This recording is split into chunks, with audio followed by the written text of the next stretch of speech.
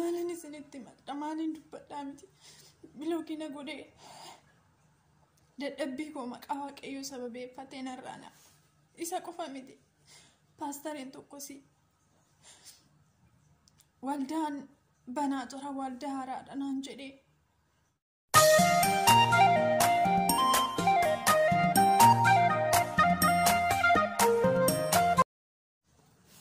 tajaajilaan tokko karaa feesbuukiitiin tajaajila isaatti baay'een eebbifaman ture guyyaa tokko na dhukkubee jennaan akka inni naaf kadhatuu fi karaa keessaa dhaqee dubbisee jennaan ammaaf siif kadhachuuf saantiima keessaan qabu naan jedhe anis akkaawuntii kee ergiitii anuu siif hanguutaa jedheeni isaa booda innis akkaawuntii sanaa ergee qarshii ergee fi deddeebisee yeroo hundumaa naaf kadhataa ture garuu guyyaa tokko rakkina maatii isaatii yeroo natti himu garaan kun dandeenye achumaanan qarshii ergee fi qarshii 20 narraa nyaate maqaa waaqayyoo sababeeffatee qarshii 20 narraa nyaate amma biloogiina godhe kunoo maalan isinitti madda maaliin dubbadhaa miti biloogina godhee dadhabbii koo maqaa waaqayyoo sababeeffatee narraana isa qofa miti paastariin tokkosi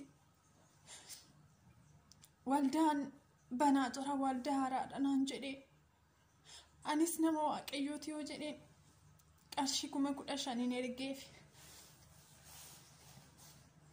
innis qarshii 15,000 narraa fudhateetu biloogina godhe waldaallee waan ijaaree humaan qabu waa'ee isaa yoo dhaga'u garuu waldaayyuu ijaaraan jiru na jedhani tajaajiltoota baay'ee nan gargaara garuu dhumarra biloogina godhu fuula feesbuukii irrattis poostii godheera kanneen akkana godhuuf immoo dadhabbii koo biyya hormaattanii fixe umna koo narraa nyaatanii maqaa waaqayyoo sababeeffatanii namni baay'een maqaa waaqayyoo jala dhukateetu dadhabbii keenya nyaataa jira jechuudhumaafanii tajaajiltoota baay'eetu akkanatti qarshii namaa nyaate yoo feesbuukii irratti saaxilamanis tokko deebi'eetuma guyyaa biraatiif immoo qarshii keenya nyaata yeroo kaan jaalalaan nu gowwoomsanii sin jaaladha jedhanii qarshii keenya nyaatu yeroo kaan immoo rakkanni jedhanii qarshii keenya nyaatu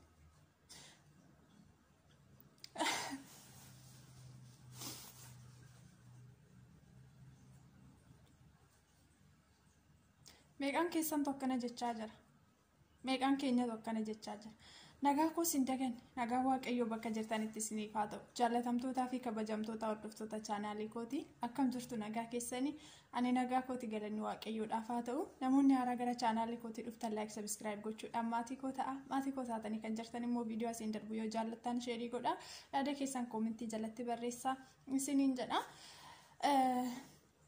yaada tokkoon isiniif qabadhee dhiyaadhee jira yeroo baay'ee akkasin godhiina ingowwoomfamiina maqaa namaan xureessiina gaafa isiniin jedhamu maaltu ishee dhibee jettu maaltu si dhibee jettu ittiin of beeksisuudhaa fi yuutuubii ittiin guddifachuudhaa fi feesbuukii ittiin guddifachuudhaa fi jettu isaaf miti maaltu si dhibee kan jettanii fi waan sadiitu na dhiba waan sadii innis maal akka ta'e beektu tokko maqaa waaqayyoon ni guddaa nurratti arrabsamuu isaati ormoonni maqaa waaqayyoon nurratti salphisuu isaaniiti maqaa waaqayyoon ni guddaa nurratti salphachuun na dhukkuba lammaffaan yaanni namaa cabu sammuun namaa miidhamu lapheen namaa gaddu natti dhaga'ama inni sadaffaan immoo atumti kuniyyuu itti fayyadama isaas yoo wallaalte akkatti qarshii kan argattu waan hin beekuufi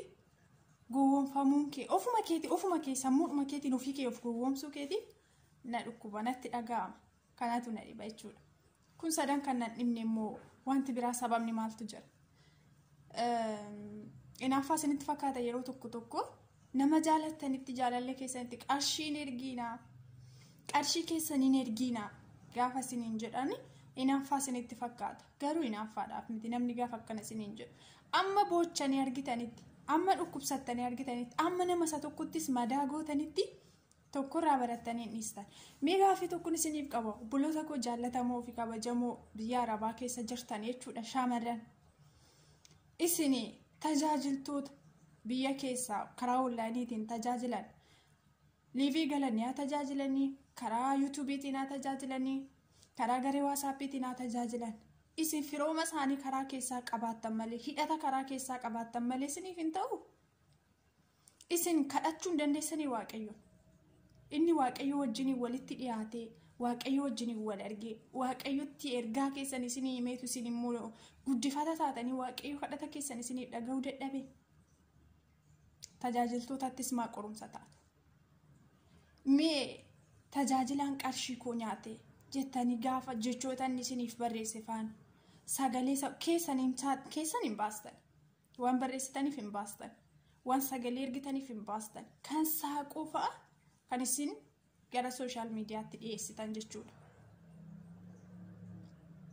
isatu dhufee reebee qarshii isinirraa fudhate gaafa ati naa kadhadhu na dhukkubaa jettu qarshii keessaan qabu gaafa jedhu maal godharee jiru Itoophiyaa waanuma beeknu yoo saantima keessaa dhabe maaliin siif kadhata anuu siifan guuta jedhee kan akkaawuntii isaarraa fudhisu utumayyuu naa kenni qarshii na ergee ofuma isaati akkaawuntii si erge yoo jaalala keetiin namummaan sitti dhagaame ergiteef gargaarte rakkataadha jettee rakkinni isaa si quuqee gargaarte deebitee boodarra maa saaxilta qarshii baay'ee ammatti ergitu immoo maaltu fide maqaa tajaajilaa sababeeffatte maqaa raajii sababeeffatte tokkoffaa maqaa waaqayyoo nurratti habaaramu maqaa waaqayyoo sababa tajaajilaa tokkootiin salphatu sittaa dhaga'amu ormoonni quba nutti qaban sittaa dhaga'amu ormoonni wangeela kana salphisan wangeelli gatii dhiigaatutti ba'e wangeelli dhugaa waaqayyooti wangeelli jireenya mootummaa waaqayyoo mootummaa nyaataaf dhugaatii miti kan dhaloonni kun dubbatu immoo kan dhaloonni kun barsiisu kan dhaloonni kun lallabu immoo waa'ee nyaataaf dhugaatii miti dubbicha jireenyaati warra waa'ee nyaataaf dhugaatii rakkise waa'ee nyaataaf dhugaatiitiif jiraatanii maaliif irraan gortu jaalattanis jibbitanis bilbilli tajaajilaa tokko sababa naaf kadhadhu jedhee bilbilli tajaajilaa tokko bilbila koo keessan jiru hin dubbisu nu dubbisteetti nu kadhadhu naan jetteetti namoonni yoo jettanii ragaadhaaf baasuu dandeessu jechuudha eenyu haa ta'u raajii haa ta'u paastarii haa ta'u naa kadhadhu jedhee jajjabeessuuf jedhee minam karaa keessaa dhaqeen dubbisu mee maalumarraa guutuu karaa keessaa dhaqxanii dubbistu isin kadhatachuu hin dandeessanii sababa naa kadhadhuutiin walitti dhuftu achi booda gara social miidiyaatti baastu maqaa isaa saaxiltu isin gaarii of fakkeessitanii isin qulqulluu of fakkeessitanii hundumti keessan immoo tajaajila maqaan isaa xura hawuraatii tajaajilamaa turtanii tajaajila isaatti eebbifamaa turtanii hiikamaa turtanii gaafa maqaan isaa gara social miidiyaatti dhiyaate jala fiigdanii sheerii gootanii itti kolfitu maaliif kuni ta'a eenyu qarshii kee ergisiin jedhe kadhata bitatta kadhanni hin bitamu raajii bitatta dubbiin waaqayyoo sirka jiru iyyuu raajiidha atiyyuu mucaa waaqayyooti atiyyuu kadhatachuu dandeessa hidhata karaa keessaa tajaajilaa afaan maaltu si geesse raajii maqaa waamu haa ta'u maqaa waamu kan maqaan kee waamuun maal sitti guddate ani mee kan hin jiru raajootuma jala kan kaattanii Yesuus Kiristoos du'aa boollaa kaasaa ture du'aa maqaa waame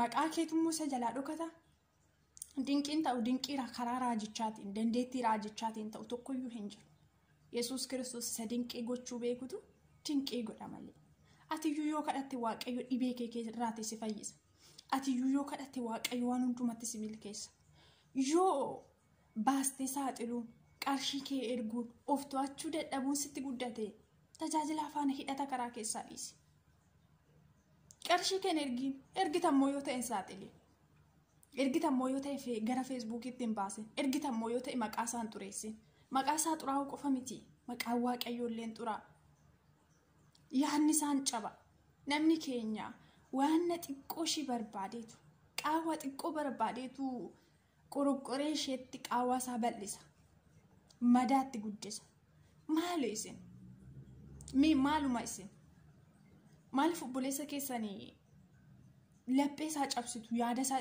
bakka inni kanuma qarshii barbaadu yoo ta'e ofuma isaatii immoo karaa keessaa dhufee si dubbisee haysiin jedhee si barreessee nagaan si baata'u jedhee sitti raajee yoo dhufee qarshii kan sirraa nyaatu ta'e maalati gowwaadha ati daa'ima namaaf hojjetta si jammari kun osoo warra rakkatan warra bakkeerraa waan nyaatan waan uffatan dhabanii yeroo qorri isaan gubee yeroo haduun isaan gubee beela'anii garaa isaanii duwwaa daabboo tokkitti waan ittiin bitatan dhaban gargaarituu jedhamte hin gargaartu atis beekta anis beeka hin gargaartu warra akkana garuu warra maqaan piroofeetii warra maqaan paastarii warra maqaan gurguddaa isaan qofa miti bakka osuma isaan sin kadhatinuu gargaarsa barbaadu isaan immoo maqaa waaqayyoo jala dhokatanii dhufanii sirraa nyaachuu yoo barbaadan maaf iddoo kennitaa tajaajiltoota baay'ee har'a dhiiras ta'ee dubara kan dibata isaanii nyaachaa jiru numa tajaajilaa tokko dhugaadhumaan of kennee waaqayyoof kan tajaajilu gaafa argine qaata karaa keessaa dhaqnee haa jenne lakkoofsa isaanii warra Facebook irratti immoo maxxansanii kottaasiin na dubbisaa jedhanii hin dubbisiin maaliif dubbista maalirraa gootu tajaajila isaatti eebbifamta yoo ta'e koomentii jalatti barreessii fi eebbifame jedhiin baqqaangaa akkasiif kadhatu barbaadda yoo ta'e maali fayyina harkaan qabeetu fuudhee gara keetti darbee fayyinni sun sirra bu'a miti waaqayyotu kadhatama malee immoo waan sibira jiru sanatu wayiitu kadhatama sagalee isaa dhaga'ee sirraa deema miti achumatti waaqayyoon siifaa kadhatu achumatti kadhatumsaa keessa si haa yaadatu waaqayyo waaqa fayyisuu danda'udha waaqayyo waaqa nama dhaga'udha atis kadhatachuu dandeessa innis achumatti siifaa kadhatu koomentii dhuma jalatti naaf kadhadhu nama waaqayyo jedhin dhuguma nama waaqayyo yoo ta'e achumatti siif kadhata laayivii galee kadhatu yoo ta'e naaf kadhadhu jedhin kadhata isaa sana dhaggeeffadhu barumsa darbu dhaggeeffadhu macaafa qulqulluu dubbifadhu osoo macaafa qulqulluun dubbifatin laphee kee keessa macaafni qulqulluun hin jiraatin osoo jilbeeffattee ofii keetiif hin kadhatin akkamitti waaqayyo si fayyisa waan manni siif kadhatee si fayyisa fakkaate maaf daliilaa ta'an maaliif nuti daliilaan ikkoo saamsoomiin dibata sarra jiru ayyaana sarra jiru jaalalaan itti siqxe itti dhiyaatteetu ayyaana sarra jiru sarraatii molqite dibata isaa sarraa fuute galgala isaa fokkisiiste saamsoom nama ayyaanni waaqayyo irra jiru nama dibanni irra jiru nama kakuudhaan dhalate ayyaana isaa sarraa fuute nutis baay'een keenya akka kana dhiirris dubartii cimtuu tokko tajaajiltu tokko dhugaadhaan of kennitee dhugaa dubbattu dhugaa barsiistu tokko gaafa arge amma karaa keessaa dhaqee hay jedheen ishiin hay deebistuuf ittiin wargama hafuura baafachuu dadhaba amma ishiin deebistuuf nutis akkas ijoo maaliif karaa walitti cufna maaliif mul'ata walii daangeessina maaliif mul'ata walii jaamsina maayija walii jaamsina maalaphee walii cabsina gaafa nuti Facebook irratti nama tokko post goonu peejiin guddaan tokko peejiin beekamaan tokko namni beekamaan tokko gaafa post godhu pheenxee qofa dubbisa sitti fakkaate moo namichumatti post goote sana qofa dubbisa sitti fakkaate nama meeqatu dubbisa maqaa waaqayyoo gaafa sana narrabsa ati yoo dadhabbiin keessatti dhagahamu maaf gowwoomfamta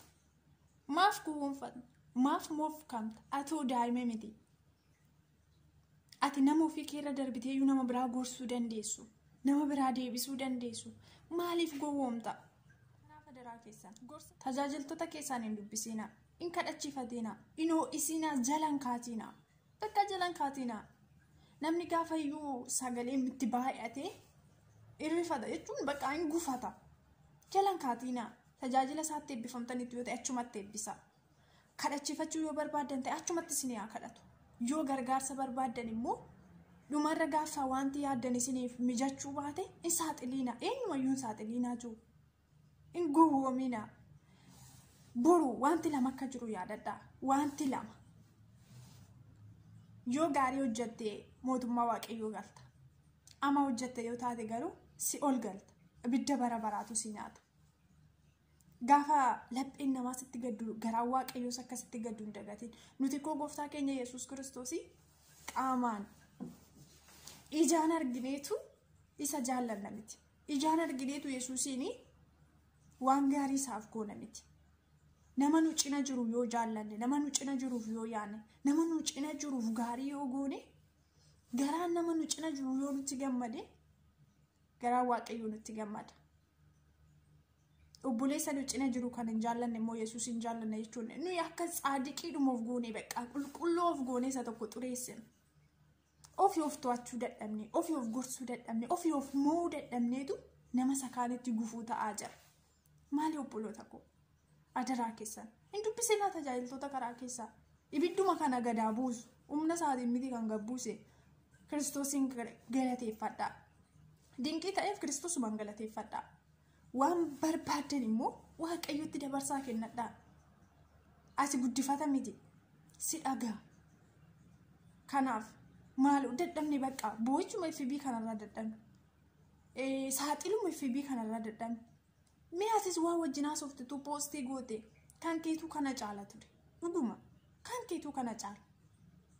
Nama sin barbaachisu tokko bilookii godhu bakka. Dhufee qarshii naa ergisiin jedha yoo ta'e tajaajilaan tokko dhufee waan hin taane si taasaa yoo ta'e wajjin hin haasa'iin indootu ati wajjin haasa'uu baatte akkoo mana kennufne qaamaan wajjin hin haasa'iin. Dhiisi bakka wajjin hin haasa'iin cuufi. Isa cufteedhaaf wanti sitti irratumtu hin jiru. Jibba miti cuufi bakka bilookii godhi baasuuf jala.